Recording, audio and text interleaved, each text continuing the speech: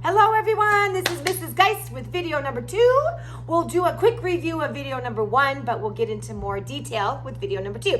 So I'm hoping you watch this. Obviously you are. Congratulations. We got through one whole week of band. We have already done a lot and I'm very proud of you guys. So review really fast.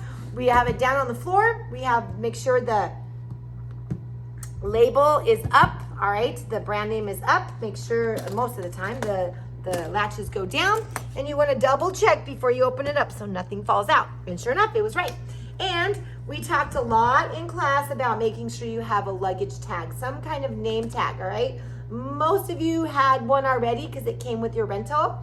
A piece of tape with your name does not count. We talked about why. Your parents had an email about it too. So any kind of luggage tag, it doesn't matter. We want to make sure that I can identify your instrument if it gets lost. A piece of paper or somebody said, is a rubber band good enough? So that's not good enough either, okay? So make sure you have a name tag. I love it. Thank you, thank you, thank you. Now, trumpets. To review, we take our mouthpiece. We use our 2 fingers. Most of you are very, very good about that. And we put it smack dab in the middle. We have no puffy cheeks ever, ever, ever. How do you know if you're puffing cheeks? You're going to have to look in the mirror all the time. Just go around your house, step in front of the mirror, and see if you have no puffy cheeks. Then we want to get a really big, loud, full sound. And my lips are very loose inside, but on the outside, they're very firm. Okay, we talked about bunny muscles in class. All right, these bunny muscles have to move up and down and tighten and loosen. All right, so after you hold that note out as long as you can, just like we do in class, you're gonna have long tone exercises. I would love for you to time yourself and get longer and longer every single time. So I'm gonna hold that a steady sound, loud and pretty high pitch.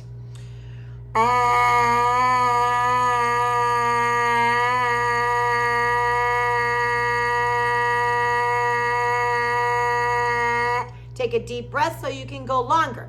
Now, we also talked in class how to get some sirens. So there's so many different ways to teach sirens. And I'm going to give you just a couple to start out with. And then if we're still struggling, I will go into more detail. But most of you are going to be able to get this. Now, I'm going to start loose. That doesn't mean puff my cheeks. I'm just starting with a slow buzz, less air.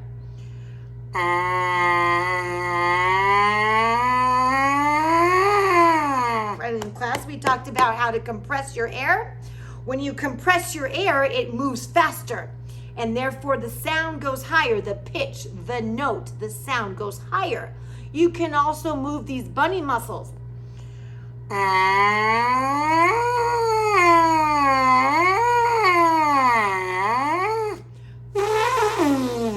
So elephant calls, if you do some elephant calls, that might make the air go faster. I'm moving these bunny muscles up and down, and I'm compressing my air. And we want that siren to be a big range. Start low, go high.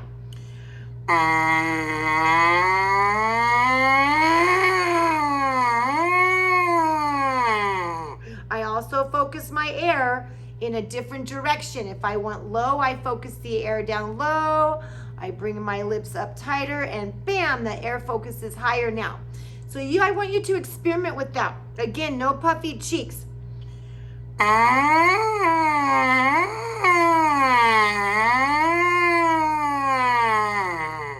So the more you can practice that, you're gonna be able to hit high notes really easily, guys. Now, put your mouthpiece for now back in. You're gonna take your trumpet out. We want to hold it with good habits, okay? If we get into bad habits, they are so hard to break, and I'm not with you every day to make sure that you're doing this right. So that's why you have to watch the videos several times. Now in class, I told you the right hand does nothing, all right? The right hand just hangs out. So for now, just to practice, you can hold the bell with the right hand. Okay, now you've got that balance with your right hand. You're gonna take your left hand thumb and you're gonna put it in the thumb key right there. Okay, makes sense, thumb key right there. Then you take your ring finger and you put it through the ring there. Now I was very proud to see everybody had Sorry, they had their ring key there. That's called the third valve slide. Don't worry about it right now. But there's a screw there and it comes undone. Please don't lose the screw, and please don't take out this. A couple of you guys took it out and put it in your case, right? Good, this one doesn't even come out. That's good, it's not supposed to. But if yours does, please don't lose it. What is it there for? It's to move it in and out. If your fingers are bigger, you're gonna move it out so your 2 fingers can reach around there. If it's small, you're gonna bring it up a little bit. Now, my fingers are obviously bigger. And what I do again to review, I put the ring finger inside the ring. Now, what do you do with the other 2 fingers? Your index and your middle finger just wrap around the valve casing. The valve casings are those 3 metal tubes. Those are called valve casings. You put your first 2 fingers around there. Now your pinky, I'm not gonna be picky about, because you can put it wherever you want to. There's no rule about that. I tend to just kind of let mine dangle, all right? Or you can put it up here if you want, or you can put it underneath, whatever you want to do. I'm not gonna be picky with that. So look at that again. All right, take a look at it. Take a look at this side. It should feel natural. If it doesn't, then you're probably doing something wrong. So just to review, I'm gonna put the trumpet down on the carpet. Take my left hand, put my thumb in the thumb key right there. Right there's where your thumb goes. I'm gonna put my ring finger in the ring, the tube there, the circle. And then I wrap my index and my middle finger around there, okay? And my pinky just dangles. Now I know you guys are dying to make a note, all right? So you can put your mouthpiece on, but we talked about this in class quickly. We don't put the mouthpiece on and go like that, even though it sounds really cool. Miss Geist, my mouthpiece is stuck. It won't come out. Okay, dads or moms, they usually try to take it out with some kind of plier, and they end up bending and breaking the lead pipe, and it's very expensive to fix. So tell mom and dad, Miss Geist has a special tool to take it out. You leave it after class, and I will do that and return it to your classroom for you. Sometimes, I mean, 90% of the time I can take out a mouthpiece, but if you drop it like that, or if you have it up on the floor like that, it's gonna fall, and the first thing it hits is the mouthpiece, and then it bends the mouthpiece and the lead pipe, and then it gets stuck. And sometimes I can't get it out, okay? So number 1 rule, we don't want to put our trumpet like that on the floor, okay? No matter what, even though you think it'll balance, somebody will hit it and it'll come back over and bend the mouthpiece. So we want to just put it down like that. Please do that. I don't want to see any of this. I might yell danger, danger, danger, okay? So how do we correctly put the mouthpiece in? You drop it and you do a little twist, and that's all you need, okay? So again, my right hand is doing nothing right now. I don't even want to tell you what it's doing, because I'll do that in the next video. Right now, you're gonna take your left hand, right hand, sit on it if you need to. If you get a higher note that comes out, that's even better. If you get this one, I would even be happier.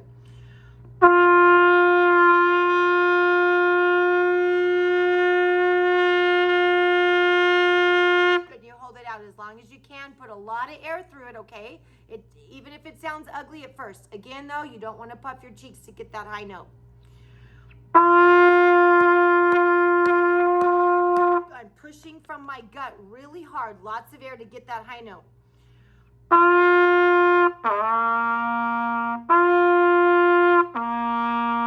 So I'm going to play the high note, the low note, the high note, the low note. I'm going to go back and forth.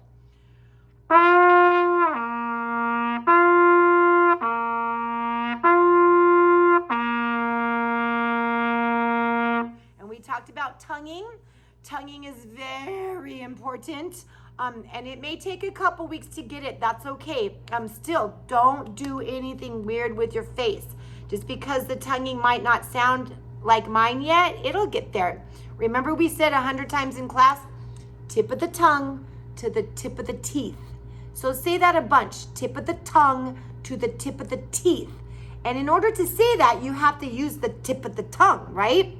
So T, T, T, T, T, T, T, T, T. When you say T, T, T a bunch, you're touching the tip of your teeth.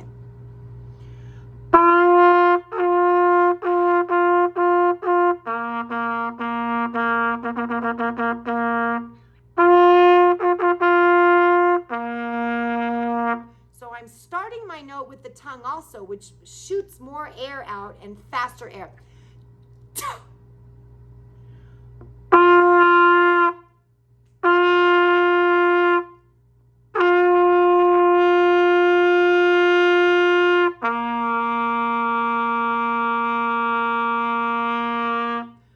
So I am going to go ahead and give you the left hand position.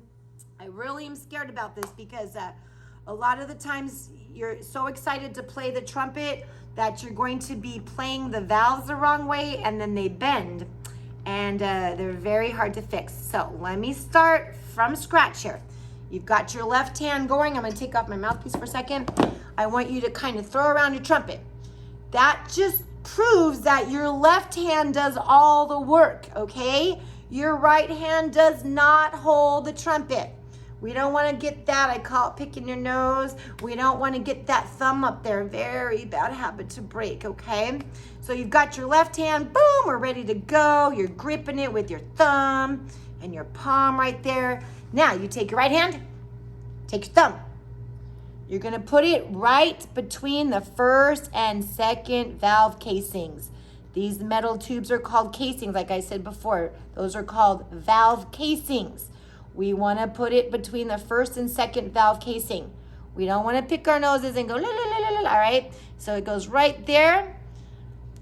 Oh, I forgot. Do this first. I totally forgot the most important part. Make a C. Make a C with your hand, right? We're gonna pretend you're making a C, you're holding a baseball, all right? You keep that hand curved like that all the time. You drop your elbow, you drop your wrist, so it's comfortable. We don't have to do that and be all tensed up. We drop our elbow, drop our wrist, and make a C, hold a baseball like you're throwing a baseball, okay?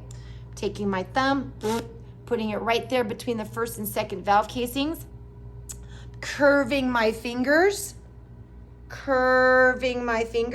and I'm placing my pinky on the top of the ring. I know that seems like this makes more sense, but it doesn't. Okay, I'll tell you later why. No big deal. Trust me, I promise. You're going to put that at the top, pinky on the top.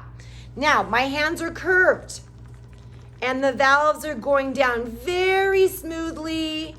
They feel good. They're not bending.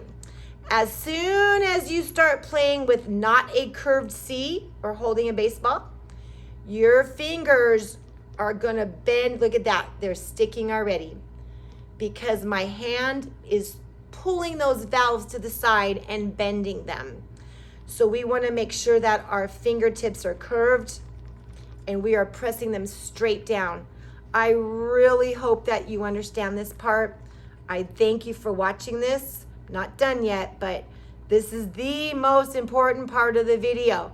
Miss Guys, my valves are stuck again. Did you oil them? Yes, I put some oil on them. Okay, then you're probably playing with flat fingers or you're pressing them against the valves and they bend. So again, up and down straight. Now, we will go into more detail in about a couple weeks on how to take the valves out. Please do not take your valves out. Please, Mr. Engineers and Mrs. Engineers out there, please don't take these apart because you want to see how cool the inside is. When you take these valves out, there's a lot of parts and pieces in there, and if you get them all confused and backwards, it's going to take me a lot of time to fix it, okay? I may just say, fine, take it to the store. You got to pay attention.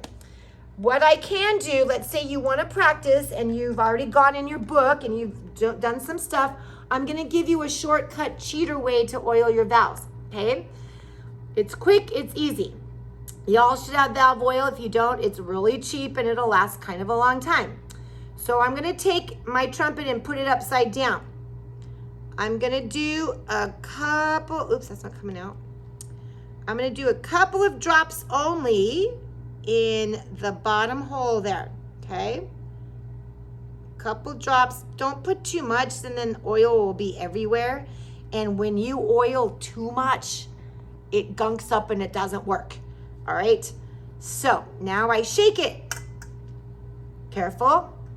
I'm shaking it. The oil is going down through the valves. Again, this is a shortcut way. If you're in a hurry or if you're young and we don't know how to take the valves out yet. Okay. And let me see. I'm going to probably do just one more little drop. Drops. Not a lot. Shake it again. And I bet my valves feel pretty good. Now take your time, review how to hold it again, right? Putting my thumb there, no nose picking. I'm gonna put my thumb there, my pinky there. Oh yeah, they feel really good right now. They're moving fast. Woo, yeah. Okay, so all you're gonna practice is those 2 notes for now, or if you wanna go in your blue book will tell you the first couple notes that you should play. All right, but aim for that high note. We talked about the bunny muscles. Okay, we want those bunny muscles to move and to get tight when we want to play high.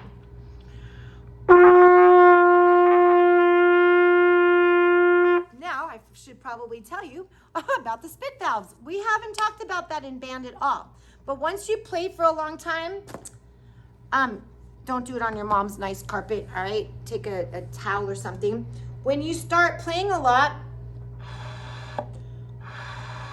you want to take the spit valve and open them up. Some of you have 2 spit valves. Now, I am not buzzing when I do that. I don't need to go when I'm emptying out the spit. I just blow. I don't buzz my lips.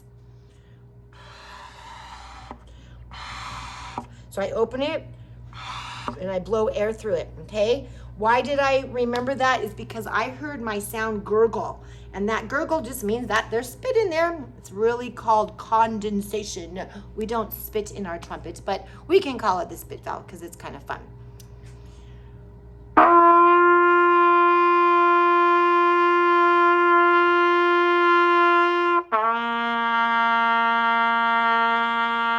So try to get those 2 notes, all right? Good. I'm hoping that you get that high note pretty easily. Just buzz faster, make your lips a little bit tighter, and push that air through it. All right, guys, thank you very much.